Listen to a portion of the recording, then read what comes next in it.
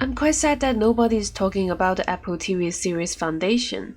Adapted from one of the most renowned science fiction novels, it should be the biggest phenomenon this year, like Dune. Yet it's like nobody cares for it, and most book readers absolutely hate it for its infidelity to the novels. I personally think that the show has a lot of potential, and it's impossible to judge its quality without seeing the whole picture. But I really appreciate the production value of Foundation. It still has one of the best insanely beautiful aesthetic cinematography and mise-en-scène comparable to cinema that I have ever seen in science fiction TV series. What stands out the most is the use of lighting. The show employs a recurring style of using hard light to contrast soft light, natural versus artificial lighting, low-key versus high-key lighting, occasionally combined with colors to show characters' emotion and construct a place-defining tone. There's a tendency to use hard artificial low-key lighting in Trantor, and softer high-key natural light in Terminus. This is to contrast the differences between these two places. One is a dying empire for the past, while another is the future. The show starts with a night to dawn scene in Terminus. Natural golden dawn light shines on children's heads, symbolizing a new rising hope. Much more outdoor scenes in Terminus than in Trantor's, and even though soft shadow covers characters' face or it employs backlighting sometimes, there's often a source of light coming from the vault. It's like a beacon guiding the protagonists, offering them hope and solution. On the other hand, when we first lay eyes on Trantor, the city is built underground without any natural light. Most of the scenes happened on Trantor use low-key and artificial lighting, foreshadowing the slow destruction of this declining city. Even when the palace scenes are sometimes filmed in outdoor broad daylight, the characters are either under the shadows or surrounded by a symmetrical background.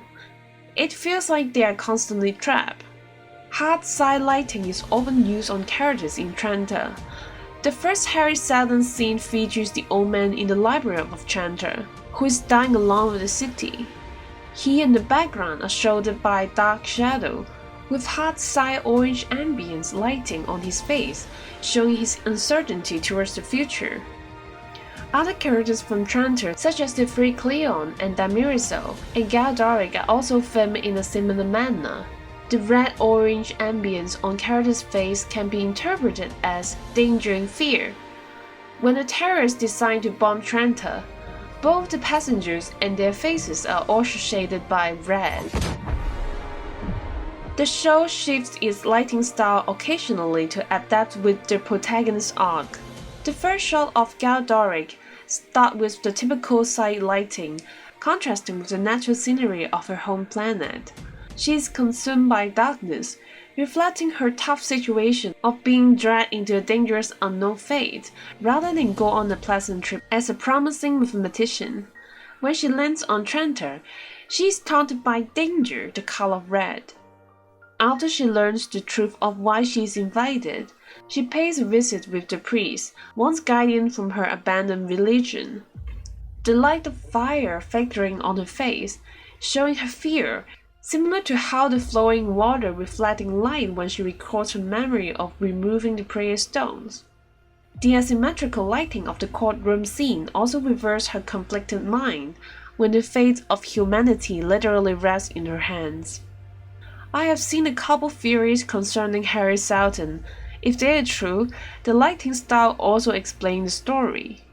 Beware of spoilers here. The first theory is that Hari Seldon and Ralph Staunton planned the terrorist attack on Trantor to ensure their exile to Terminus, because Gaal does call Hari a murderer in episode 1. A martyr. A murderer. Maybe that's why Ralph panics so much after the attack. And Hari does say in episode 2 that shadow breathes shame.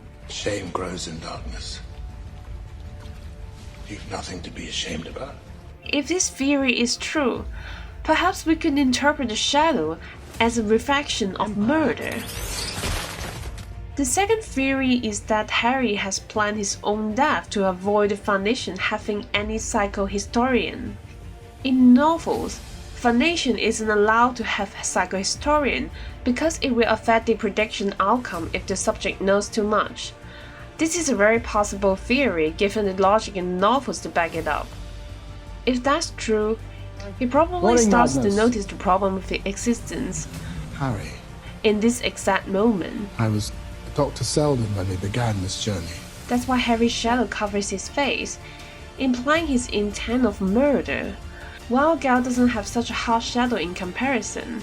Once again, when he seems like making a decision, red ambient lighting shouts his face.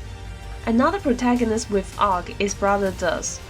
Episode 2 and 3 tells the story of his last days. The Mirror enters the scene with an alien-like shadow and bad lighting, implying her identity as the immortal robot.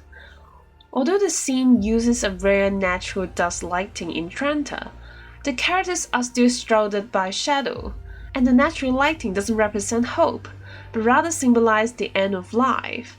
When Brother Dusk looks at his younger self, the blue light of water flickering in the background, manifesting a sense of sadness even though the arrival of a new life should be hopeful. In episode 4, the style of lighting shifts with the appearance of Brother Dawn. He seems rather different than the previous Cleons, and this is shown for light as well. Some of his scenes contains much more of a natural background and soft lighting, even high-key lighting sometimes, building his romantic relationship with the gardener, again bringing up the idea of life and hope rather than death in Trantor.